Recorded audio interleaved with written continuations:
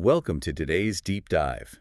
I am your host, and we have a very intense journey ahead of us today. I am your resident expert, and yeah, intense is definitely the right word for this one. I'm ready to get into it. Awesome. So, for everyone listening, imagine you are standing right at the absolute edge of a tree line. Mm-hmm. You are in the Pacific Northwest, Oh, maybe out on the Olympic Peninsula, or maybe somewhere just a little more forgotten. right. The air is so heavy with moisture, it feels like it's physically pressing against your skin, like a wet wool blanket. Yeah, that damp chill that just gets into your bones. Exactly. And the trees around you, they aren't just normal trees. We are talking about Douglas firs, western hemlocks, red cedars. Giants. Absolute giants that have been holding the ground since before the country was even a country. It is beautiful. It really is. It's the kind of rugged, misty beauty that sells millions of calendars, the kind that attracts tourists from all over the world. But it's also indifferent. That is the thing about that specific landscape. Right. It doesn't care if you are there, and it certainly doesn't care if you stay there. It is a biological machine that just consumes. Yes, exactly. There is a very specific kind of dread that comes with the deep woods. The feeling that the wilderness is hungry. Oh, absolutely. That it is shockingly, hauntingly easy for a human being to just They vanish. disappear without a trace. To step off the trail, to tie a shoelace, and simply cease to exist in the eyes of the world. It is the paradox of the sublime, really. We are drawn to it because it is majestic, but we fear it because it is vast and we are small. Right. And that fear, that primal fear of being swallowed by the green, that is the soil where folklore grows. Mm-hmm. We create monsters to explain the disappearances because the alternative, that nature is random and we are fragile, is just too terrifying to process. And that atmosphere, that wet, heavy dread, is the absolute heartbeat of the source material we are unpacking today. Yes, it is. We're doing a deep dive into the book The Girls Before by Kate Alice Marshall. A fantastic, truly unsettling read. Really unsettling. Now, if you follow the thriller genre, you probably know the drill. Missing girls, buried secrets, twisty timelines. Right. But I have to say, reading this one, it felt heavier. It didn't just feel like a puzzle. It felt like a descent. I agree completely. Marshall isn't just writing a standard whodunit here. She is writing a structural examination of trauma. Yeah. The book is designed to disorient you. She splits the narrative right down the middle. We have what's called Above, which is the present-day search for the truth. Told by a woman named Audrey. Exactly. And then we have the chapters labeled Below. And below is, wow, it is a claustrophobic, first-person account of captivity. Very hard to read sometimes. Told by a narrator who refuses to even give us her name. She just calls herself Stranger. That distinction, Yeah. the above and the below, that is our roadmap for this deep dive. Right. But we aren't just going to sit here and recap the plot. No. Our mission today is to really deconstruct how the author uses time as a weapon against the reader. And we need to analyze the psychology of a survivor who decides she is done waiting for a hero. Yes. And of course, we have to unravel one of the most audacious identity twists I have ever encountered in modern fiction. It is a massive twist. And just a heads up to everyone listening, we are going to spoil everything. We have to. You cannot discuss the themes of this book without talking about the ending. So consider this your official spoiler warning. Absolutely. So we are dealing with a missing teenage girl, a wealthy family acting like American royalty, and a survivor known only as Stranger, who decides that if the door won't open, she is going to tear the world apart to get out. Let's start above. Let's start with the... Good call. We are introduced to Audrey Dixon. On the surface, Audrey seems like a pretty standard thriller protagonist. She's a guidance counselor at the local high school. Right. But her real obsession, the thing that gets her out of bed before dawn, is search and rescue. She is a SAR expert. And we need to pause on that distinction for a second. Right. Search and rescue isn't a hobby for Audrey. No, not at all. It is a compulsion. In psychology, we often talk about the wounded healer archetype. Right, someone who heals others because they cannot heal themselves. Exactly. But Audrey is more of the wounded hunter. She is looking for lost things because she feels she owes a massive debt to the universe. She literally calls it penance, Yeah. explicitly in the text. Yeah. She isn't out there in the freezing rain just because she's a good citizen. She is out there because she is trying to balance a ledger. Yes. Penance for Janie Martin. Let's talk about Janie. Janie was Audrey's best friend when they were teenagers. Janie was Wild, charismatic, the kind of girl who felt like a natural disaster waiting to happen. She actually called herself January because she wanted to be a myth. Which is such a specific teenage kind of arrogance. But she vanished years ago. Is gone. And Audrey carries this crushing, unbearable guilt. Because the night Janie disappeared, Janie came to Audrey's window. Right. She tapped on the glass. And Audrey turned her away. She didn't open the window. She was tired or annoyed or just being a typical teenager who didn't want to deal with Janie's drama that specific night. Yeah. And Janie walked away into the dark and was never seen again. That is a staggering burden to carry for over a decade. The idea that a single, lazy inaction defined the rest of her life. It completely shapes her. If I had just opened the latch, she would be here. That thought must just loop in her head every single day. It leads to what we call magical thinking. Oh, explain that a bit more. It is a very common trauma response. A person starts to believe their thoughts or completely unrelated actions can influence the physical world. Like stepping on cracks. Right, but on a grander scale, Audrey believes the universe keeps a score. She owes a life because she failed to save Janie. So she hunts for lost hikers, lost kids. She believes she's meant to find them. Exactly. If she finds enough of them, maybe the scales will balance. She is trying to pay a debt that literally cannot be paid. And that compulsion is what kicks off the entire story. Yes, the search for the little boy. Right. We start with a search for a 4-year-old boy named Bryson Lee.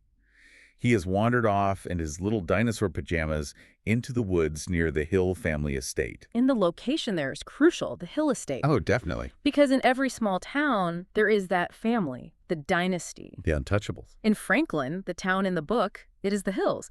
You have the patriarch, Mason Hill, who is deceased but still casts this huge, long shadow over everything. Right. And then his children, you have Melinda, the polished politician, Andrew, the aggressive former football star, Liam, the sensitive actor type. And Emily. Right, Emily, the reclusive artist. They're basically like the Kennedys of the Rainy Woods. That's a great way to put it. Wealthy, polished, untouchable. Yeah. They represent the barrier between the regular townspeople and true power. Right. They have money, influence, and most importantly for a thriller, privacy. Their land is vast and completely unmapped. So Audrey and her team are out there searching for this little boy, Bryson. And in the process, they cross an invisible line. They drift onto the Hill property, or rather the property adjacent to it. Right. And they aren't met with a polite no trespassing sign. No, they're met with the barrel of a gun. This guy, Bill, the caretaker. He is paranoid, highly aggressive. He is pointing a rifle at a woman who is very clearly wearing neon search and rescue gear. Which is wild. It is an escalating situation that feels incredibly dangerous. But then it is suddenly diffused by a woman appearing. This is our first real introduction to the adult Emily Hill. And it is a weird introduction, right? Very. Because Audrey hasn't seen Emily in years. Remember, growing up, Emily was always known as the quiet twin, the background character. Right. But here she is, stepping out of the woods, commanding this gunman to stand down. She completely saves the team. She does. But right before they leave, while the adrenaline is still pumping, Audrey spots something on the ground. The clue. A clue that has absolutely nothing to do with little Bryson Lee. The witch beads. Yes. Just these cheap white plastic beads on a muddy string. And this is exactly where the story shifts from a standard procedural into folk horror. Yeah, the atmosphere changes instantly. Because in this town, there is a local legend, the legend of Jenny Red Hands. Which sounds exactly like the classic Hookman or Bloody Mary story you tell at middle school sleepovers. It functions that way on the surface, yes. But sociologically, these myths serve a very specific, very deep purpose. How so? Well, the legend says Jenny was a woman back in the 1800s who was wronged by men, assaulted, abandoned. She fled to the woods. The town turned against her, called her a witch. So she became one. Exactly, a self-fulfilling prophecy. And the story goes that she now lives in the woods and helps girls who are seeking vengeance. If you have been hurt, you go to the woods. You find Jenny. You pay her. And the payment is teeth. Teeth. Ugh, that is so visceral. In the older, original versions of the myth, yes. You paid in teeth to get justice. But folklore evolves. It adapts to the culture that is telling it. Right. For the high school girls in Franklin today, the white beads became a symbolic replacement for the teeth. Okay. Girls wear them on their backpacks or tie them to their zippers to signal that they are under Jenny's protection or that they are actively seeking justice for a wrong done to them. It is like a secret code. A Yeah. silent solidarity among the girls in the school. It creates an unauthorized justice system. The law failed Jenny, so Jenny exists outside the law. It is a way for the town, specifically the women, to process real systemic violence, By turning the victim into a monster. but a monster who is on their side. Wow. It is a fascinating inversion of the usual trope. Usually the monster in the woods eats the girls. Here, the monster avenges them. And here's the kicker for Audrey. Janie, her missing friend, used to be utterly obsessed with this story. Yes. Janie told a very specific version of it, where Jenny doesn't just kill the men who hurt girls, she rips their hearts out. Which is a highly violent, specific image. So finding those beads near the Hill property completely triggers Audrey. Yeah, because Bryson Lee is found safe. He was just hiding in a root cellar. But Audrey cannot let go of those beads. She realizes they might belong to someone else entirely. A girl named Megan Vale. Right, the new missing girl. Megan vanished months ago. The police wrote it off as a runaway case. Troubled teen, problems at home. The usual dismissal that lets everyone off the hook so they can stop looking. Exactly. But Audrey connects the dots. She uses her position as a school counselor to snoop. She breaks into Megan's locker. Which is definitely crossing a professional line. Oh, absolutely. Real. But she realizes Megan was obsessed with the Jenny Red Hands myth. So if those beads are hers, then Megan wasn't running away. No. She was hunting. She was on the Hill property looking for the witch. So while Audrey is pulling this thread above, trying to figure out why a teenage girl was prowling around the Hill estate, we are getting a completely different story below. Right. Let's shift gears to the bunker. The shift in perspective here is jarring, and Marshall does it intentionally. We go from the damp, open expanse of the woods to a concrete box. We meet the narrator, who just calls herself Stranger. The name is deeply significant. She refuses to use her real name, even in her own internal monologue. She explicitly calls it a shield. Why does she do that? Is it just out of fear? It is a profound dissociation strategy. We see this in extreme trauma and captivity cases. She creates a discontinuity of self. Okay. If she is Stranger, then the person she used to be, the girl with a real name, a family, a future, is safe. That person is tucked away in a mental lockbox. Unreachable by the captor. Exactly. The person being tortured, the person living in the dark, that is just Stranger. Stranger can endure physical things the real girl couldn't survive. That is heartbreaking. Yeah. It is survival, but it is a complete fracturing of the self. Yes. And she needs every single bit of that survival instinct because the conditions she is kept in are horrific. It is a gray concrete bunker. There are exactly 12 steps leading up to a heavy door that never opens. A bare mattress. A chain on her ankle that only gives her a quarter circle of movement. And she is not alone. Well, physically she is alone. But psychologically she is incredibly crowded. She is surrounded by what she calls the Gossamer girls. Yes. Stranger hallucinates them. She sees them shimmering right at the edge of her vision. She says they sound like insect wings. There is the girl with the cherry gloss lips, the girl with the auburn hair. They speak to her. They offer advice, criticism, sometimes just company. It is creepy, but is it helpful? It is community. Total sensory deprivation and isolation is maddening for the human brain. The brain cannot handle a void. It will populate it. But she makes them up. Her mind creates these companions to keep her sane. But here is the truly terrifying part about the Gossamer girls. They aren't just random imaginings. No. They are based on hard physical evidence in the room. Stranger found names carved into the wooden slats of the bed. Amanda, Madison, Oh, Isabel. the girls before? The girls before.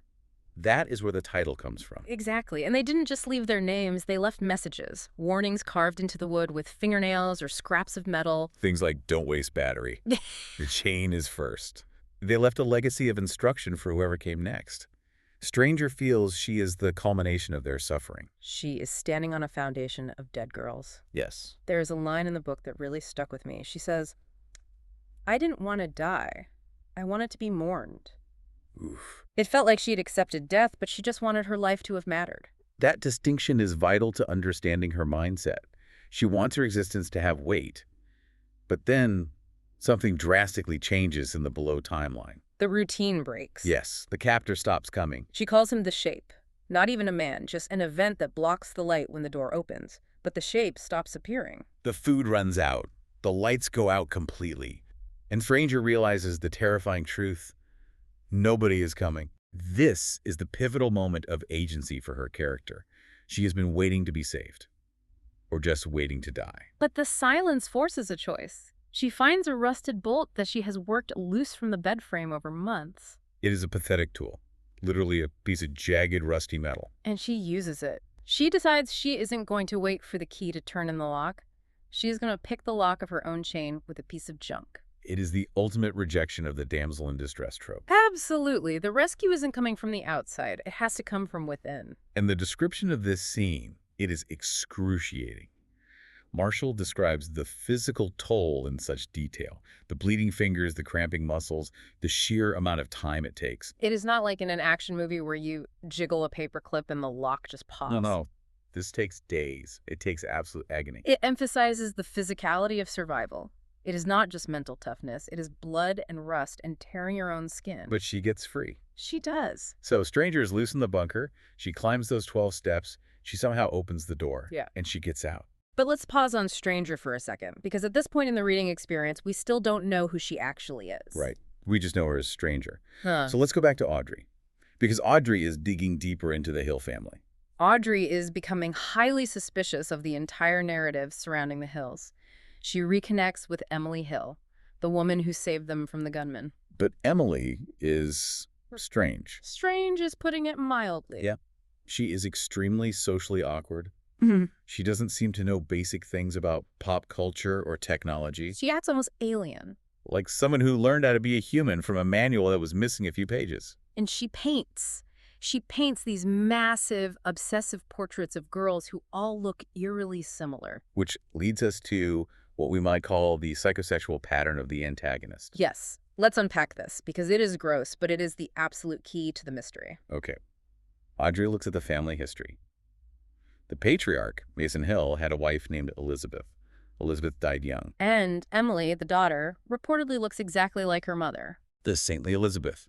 The perfect, tragic, dead wife. Correct. But then Audrey starts looking at photos of the missing girls. Amanda, Madison, Isabel, and even Janie. And she realizes they all fit a specific phenotype. Red gold hair, pale skin, delicate features. They all look like Emily. Or rather, they all look like the dead mother, Elizabeth. Exactly. Now, Audrey starts to suspect that Andrew Hill, the football star brother, is the predator. Which makes sense, because Andrew actually dated Janie back in the day. He has a history of aggression and violence. It perfectly fits the profile we are so used to seeing on true crime shows. A wealthy, entitled man collecting girls who look like the women in his family. It suggests an obsession with a specific look, a desire to possess and destroy a specific type of beauty. It seems like the obvious answer. Andrew is the bad guy. He is the one who is aggressive in the woods. He has the temper. He is the arrogant jock villain. But it is a red herring. It is the red herring the narrative desperately wants you to swallow. It plays on our cultural biases. We want it to be the arrogant jock. But Audrey keeps digging. She manages to find Megan Vale's diary. Because again, she breaks protocol and goes snooping in Megan's room. Right. And reading the diary, she realizes Megan wasn't just a random victim of opportunity. She was investigating. She found the bunker. Wait, so Megan found the bunker before she went missing? Yes. Megan was incredibly smart. She was actively hunting the myth of Jenny Red Hands, and she found the physical location. But it wasn't on the Hill property, right? No, it was on the neighboring property, land owned by a man named Terry Butler. Who happens to be an old friend of Mason Hill. Conveniently. So Audrey follows Megan's trail. She and a colleague, a teacher named Dev, go out to Terry Butler's land. They trespass. And they find it. They find the bunker. Imagine the pure horror of that moment.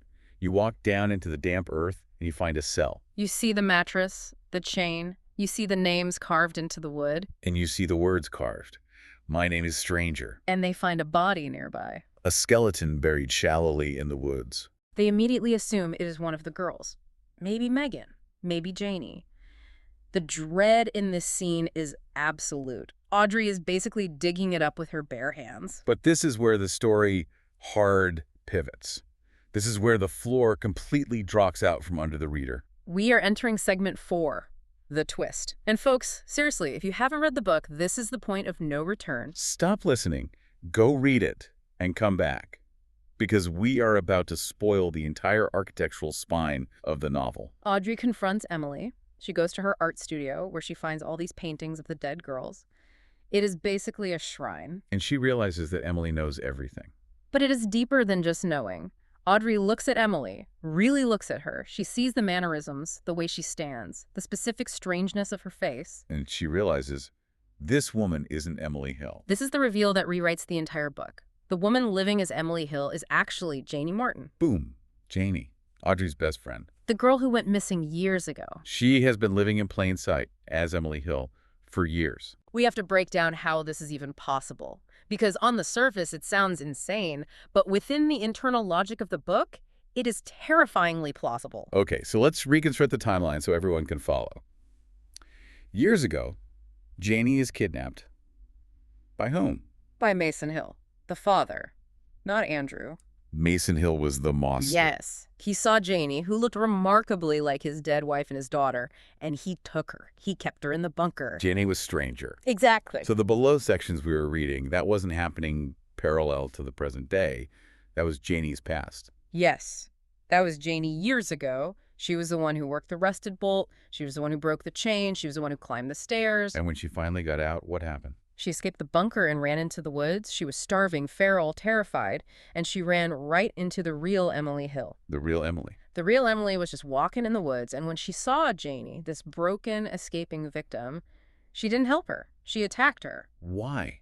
Why on earth would she attack a girl who just crawled out of a dungeon? Because Emily knew. She knew about her father. Emily knew exactly what her father was doing. Mason Hill had been abusing Emily too, but in a different way.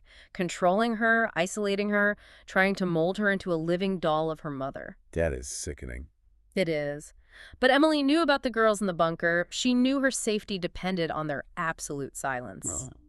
The real Emily actually says it's okay for bad girls to die if it means everyone else is safe. That is chilling. It creates this immense moral complexity where even the victims are pitted against each other to survive. Exactly. She had internalized her father's monstrous logic to survive her own abuse. So the real Emily tries to kill Janie with a hammer to protect her father's secret. But Janie is a survivor. She fights back, she wrestles the hammer away, and she kills Emily Hill. Self-defense, but brutal. And then comes the swap. Janie stands there. She has just killed the daughter of the most powerful man in town. She's a runaway with no resources. She looks down at the body in the mud. And she realizes, we look exactly alike. So she takes Emily's clothes. She strips the body. She takes her clothes, she takes her identity, she takes her life. She literally walks back into the Hill house as Emily. That takes a level of nerve that is just completely off the charts. You walk into the lion's den, you walk into the house of the man who literally locked you in a dungeon, and you pretend to be his daughter. It is the ultimate survival gamble. But here is the darkest part of the whole dynamic. The family figured it out. They knew. The siblings. Mason Hill was dead by the time the story catches up to the present, but the siblings, Melinda, Andrew, Liam, they realize. How quickly? Maybe not instantly, but they knew it wasn't their sister. And they just went along with it. Think about the alternative from their perspective. Right. If they expose Janie as an imposter, they expose their father as a serial killer. They expose that their real sister is dead and that this girl killed her. It would destroy everything. It destroys the family legacy, the political careers, the massive wealth. So they made a deal with the devil. They let Janie be Emily. They covered up the real Emily's death. Buried her in the woods. That was the skeleton Audrey found. And they accepted the imposter to save themselves. So Janie has been living a stolen life. She is Emily now. And the Emily Audrey met at the property line, the one with the paint on her hands, that was Janie all along. And the paint on her hands? Yeah. That was blood. Janie isn't just a passive survivor hiding in plain sight. She is an active agent of vengeance. We learn that she didn't just wait for Mason Hill to die of old age. She poisoned him. Wait, she poisoned Mason? She took his heart medication, intentionally overdosed him, and sat there and watched him die. Oh my God. And Terry Butler, the neighbor who was also involved in the bunker, dead. Janie is systematically cleaning house. She is eradicating the men who hurt her and the girls before her. This completely recontextualizes everything about the Jenny Red Hands myth. Janie used to tell the story about the witch who rips hearts out. Now she is the witch. Precisely. She embodies the myth. She became the very thing that the town feared in order to protect herself. She stepped out of reality and into folklore. So where does Megan Vale fit into all of this? If Janie is playing Emily and she is killing the bad guys, did she hurt Megan? Megan was snooping around. Did Janie silence her to protect her cover? That is Audrey's ultimate fear. When Audrey realizes Emily is Janie, she assumes Janie has become a pure monster who just kills anyone in her way. Right. But the climax reveals the final piece of the puzzle. Audrey confronts Janie as Emily, and Andrew Hill attacks them. Andrew wants to silence Audrey because she knows too much now. He is the enforcer of the family secret. He is trying to choke Audrey out. Right. But then Megan appears. She isn't dead. She isn't rotting in the bunker. She has been hiding. Hiding where? With Janie. Janie didn't kidnap Megan. She rescued her. Megan found the bunker, figured out the truth, and was in immediate danger from the Hill family. So Janie took her in. She hid her right there in the art studio. She fed her, protected her. Is the Gossamer Girls coming to life? Janie was alone in the dark with her ghosts for so long. Now she has a living girl to protect. And in the showdown, they fight back together. Janie, Megan, and Audrey. The three of them overpower Andrew. It is this incredible moment of female solidarity against the legacy of male violence. Andrew's left screaming as the police finally arrive. And the resolution is highly unconventional. It is not the neat, happy ending we usually get in these thrillers. No. Andrew is arrested. Yeah. But Janie doesn't go back to being Janie Martin. She doesn't have a tearful reunion with her parents and go to therapy. No, she and Megan vanish. They run into the woods together. And Audrey lets them go. She is a search and rescue officer. Her entire identity is built on bringing lost people back. Right. But she watches her best friend run away into the trees, and she doesn't chase her. Because she finally understands the true nature of the rescue. Right? Bringing Janie back to civilization would mean prison. Because of the murders. Exactly. It would mean a trial. It would mean a massive media circus. It would mean Janie is trapped all over again, this time by the legal system. The only way for Janie to truly be free is to remain lost. They become bog witches. That is the phrase the author uses in the acknowledgments, right? Let's all be bog witches together. It is a reclaiming of the wild woman archetype. They exist completely outside of society now. They are the myth. If a girl is in trouble, maybe she goes to the woods and finds Janie and Megan. It brings the legend full circle. The myth of Jenny Red Hands wasn't real until Janie made it real. That is deeply satisfying, but also, deeply disturbing. It absolutely challenges our morality as readers. Janie killed an innocent woman. The real Emily. Yes, Emily tried to kill her first, but Janie still stole her life. She lied to everyone for years. She is technically a murderer, but we root for her. Why? Because the alternative was annihilation, because she was put in a concrete box and told to die, and she said no. Exactly. We tend to forgive the survival instinct when the persecution is absolute. We accept that the rules of civilized society simply do not apply in the bunker. So let's look at the title before we wrap this up. The Girls Before. It refers directly to the victims in the bunker. Amanda, Madison, Isabel, the ones who carved their names in the dark.